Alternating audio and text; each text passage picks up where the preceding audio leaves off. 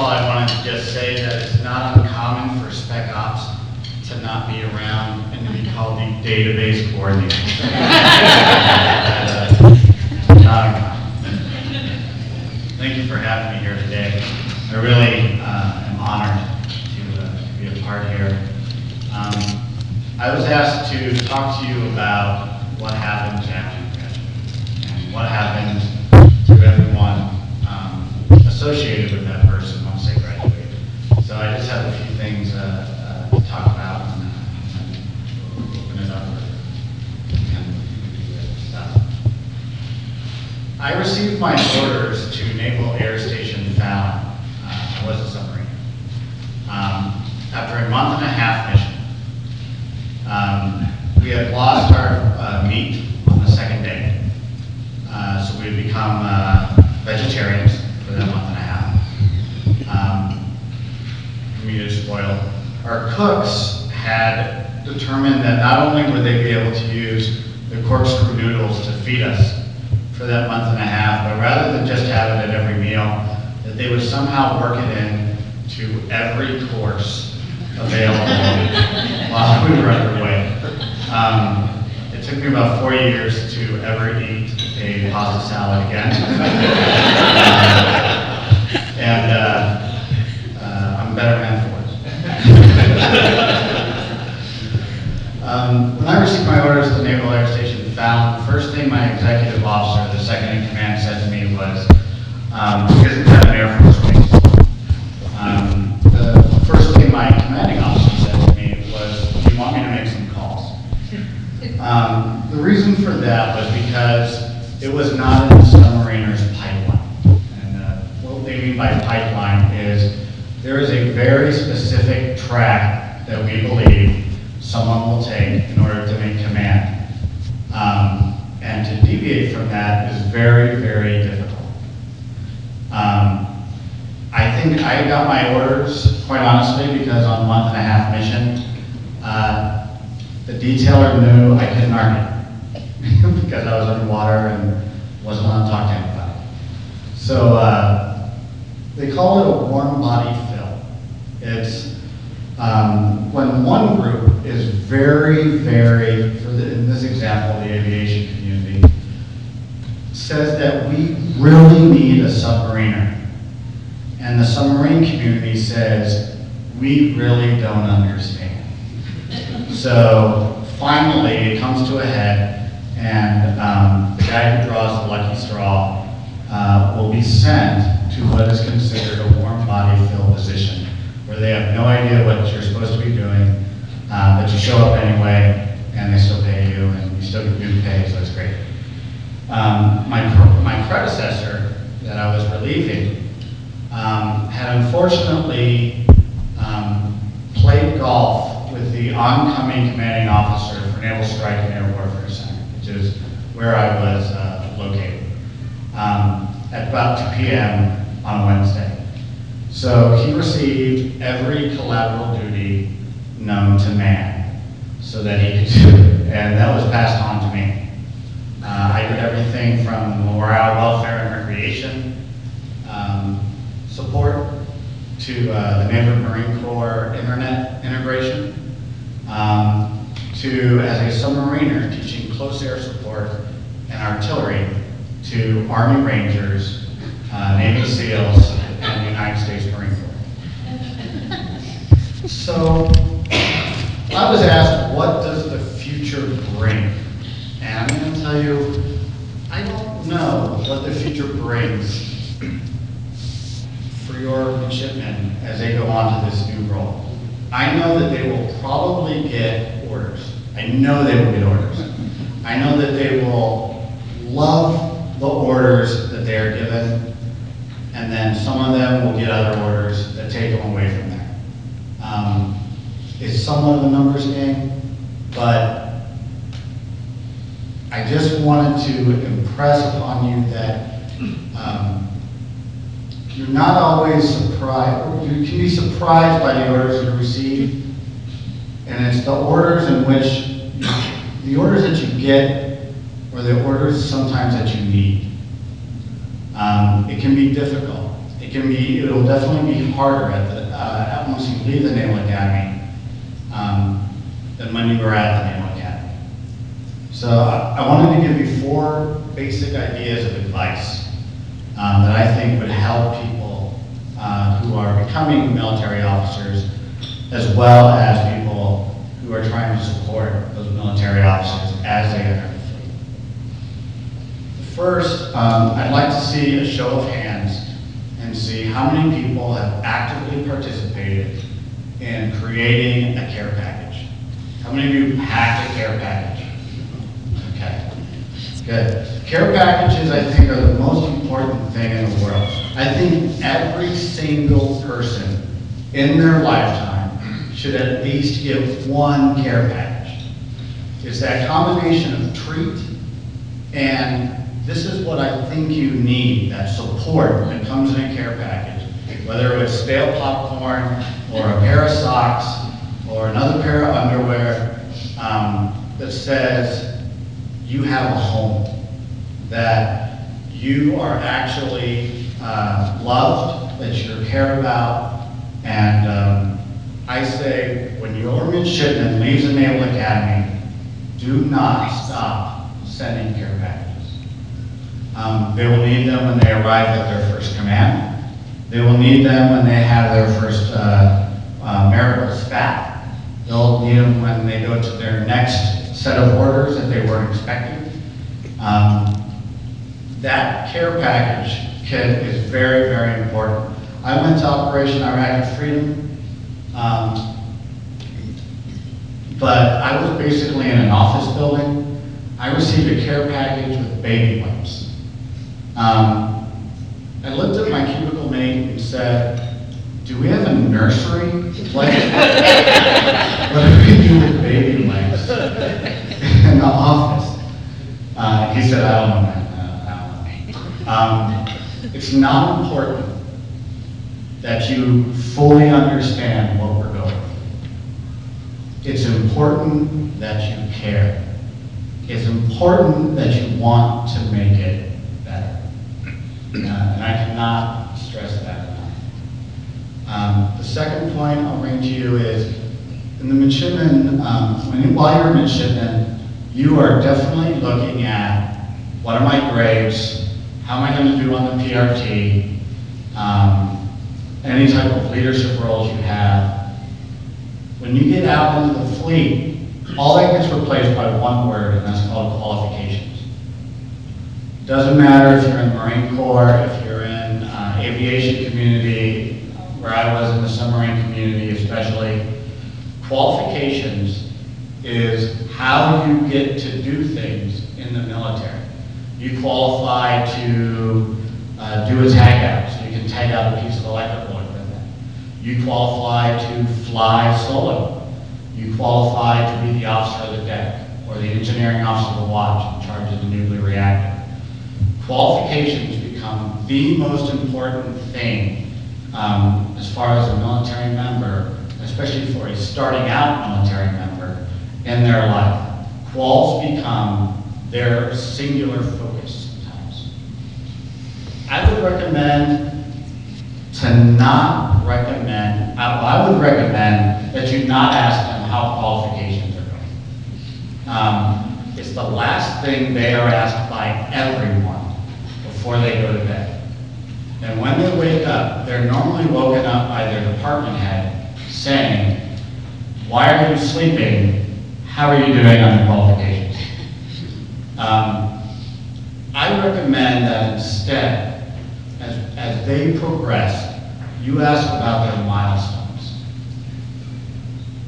That is really what you're going to find out.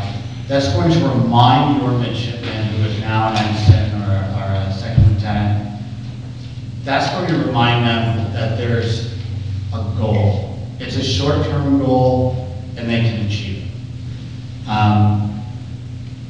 For me, it was my first time standing watch on anything. It was the first time I brought the reactor critical, which is a good thing. It's the first time that you do a tag out. And you're the one signing off as the officer to say, this electrical equipment is isolated enough for us to work on. And they are now entrusting, and enlisted people are now entrusting their lives that they're going to work on that electrical equipment safely. Those milestones are more important than whether or not they got 14 points towards their qualifications this week. And they'll need to be reminded of that, because no one is going to tell them that in the meeting. Okay. Following into that is the third thing, which is cynical optimism. This is a phrase I've coined to talk about, and really it occurs across the entire military. But it's a term where you think that they may be depressed. It sounds dark and brooding. It may sound like they're going goth, but in actuality, it's seeing the silver lining while still being a realist. You will find that in the military, and you will find in the United States Navy, especially, that there is a lot of cynicism. They will go out to the fleet and they will meet it and they will see it. It is not depression. It is a humorous way of dealing with the situations that they have to work with every day. So you will hear examples like, the rudders broke, the captain's angry, but the gelato in Lamont was excellent. So, well, we couldn't go out to sea, but the gelateria was really, really nice. Or you'll hear, I'm sorry I can't come home for Thanksgiving, but I have to stay within 50 miles of the ship. And that's okay because I probably need to change the oil in my car anyway. It's making the best of a bad situation. They're going to face that. If they stop saying, but there's good gelato, or we're going to have to stay in France another week, then you can start to worry about, hey, I think they're getting depressed. But you will notice this cynical optimism. It will take them far. They will always be optimistic. I am as optimistic and forward-looking today as the day I threw my hat in the air. And it's because you're inoculated and you're brought into this culture that is really foreign to you. And they say, this is a coping mechanism. So if you haven't experienced it, if you haven't been a part of the military, you may not have understood, why are they getting so chippy with you? If it's not chippy, just make sure they have a silver lining. Finally, be aware that your midshipmen are getting the tools and have the tools, once they graduate, to succeed. Not only complete the task, but succeed. I have, between integrity, between discipline, teamwork, confidence, humbleness, all those things that have been built into them over complete summer, complete year, when they were a second class teaching plebes how to salute correctly and how to wear their cover. All those things have tied up to making a person that when they throw that hat in the air, they are ready to succeed. Those tools are there for life. I work at Dell. I got out of the Navy after about 9.5 years. I went in as a defense contractor immediately afterwards. In all the different areas I've found, the leadership skills, the ability to take a bad situation, find the good, laugh about it, and then continue on, has done me well. And it invariably, with all the classmates I talked to from the class of '94, 20 years later, May 25th, by the way, 20 years later, those tools that have been provided to me, I can't express what a gift the United States of America has given to me, what the people of America have given to me in blessing me with those skills, in allowing me to go to the Naval Academy and really be enriched by that wonderful tradition and go forward. You may have wondered or gotten a little worried why I started talking about the warm body fill at Naval Air Station Fallon when I started this. Naval Air Station Fallon was so far off the pipeline that I thought that turning in my resignation was probably going to be a good idea because, I don't know, putting a sailor in the middle of a desert doesn't sound like a career enhancing capability. Naval Air Station Fallon is also where I put my uniform on 9/11. And it's where I showed up not knowing exactly what duty I would have to fulfill on that day, but prepared with the tools that the Naval Academy gave me, I knew that I'd be able to face them. I knew I'd be able to take them on. I trained 6 air wings on close air support and artillery and naval gunfire support in a year while I was at Naval Air Station Fallon. The people I trained, even though I was just a warm body fill, used their close air support in places called Tikrit and Fallujah. And the feedback I got was that I trained them well. You know, I didn't, even though I showed up as a warm body fill, as a Naval Academy graduate, I still hit the deck running. I still tried to learn. I knew that I was just going to have to continue learning no matter what. So I may as well learn everything I need to know about close air support. And I did. I learned about airspace and close air support and airspace deconfliction and cruise missiles. To the point where in 2002, even though I had turned in my resignation, the Admiral called me in and said, "We need you to go to Saudi Arabia for Operation Iraqi Freedom." He said, "We think you can save lives." I said, you make it pretty hard to say that. So I rescinded my resignation, asked for an extension, and I went over to Saudi Arabia. And March 19th, I don't know if many of you saw it in the newspaper, but 11 years ago, on March 19th, there was a decapitation strike on Saddam Hussein. I was in the Combined Air Operations Center. My job was Tomahawk cruise missile. I received the nickname T-Land Empress because of my time in the Air Operations Center, Combined Air Operations Center. I had a Royal Navy officer that I had worked with look at me and say, "You may have stopped the war before it began," and then walk off. Now, I'm not naive enough to think that if we killed Saddam Hussein, that the war would never have occurred. I don't believe that. I don't know, just like I don't know what future your midshipmen hold. I don't know how Iraq would have been different if that decapitation strike would have been successful.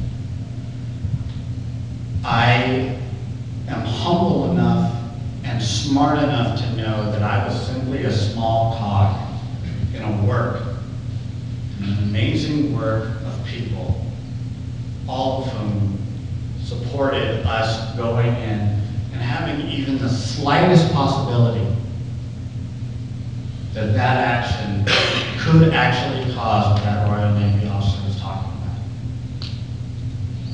So, I guess the last thing I would like to say is that there are no small parts in the United States Navy. There are no warm body fills in the United States military because this world is so unpredictable.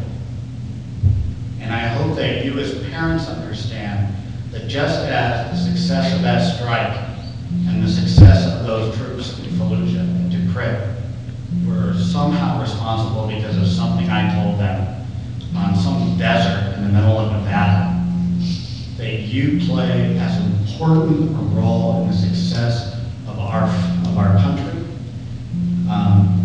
of our military, and the continued success of your children as they throw their caps in the air.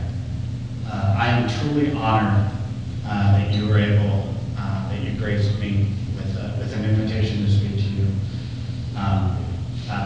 When I joined, our biggest war had been Grenada. So I really do salute and honor those brave men and women that are at the Academy today, and the bravery you've shown in getting them there, because they did join during wartime. And I know what that means, having them. So thank you very much. Thank you for your time. You've all been very wonderful and kind. I'll open it up to questions, I guess, if you have any. And finally, just really go Navy.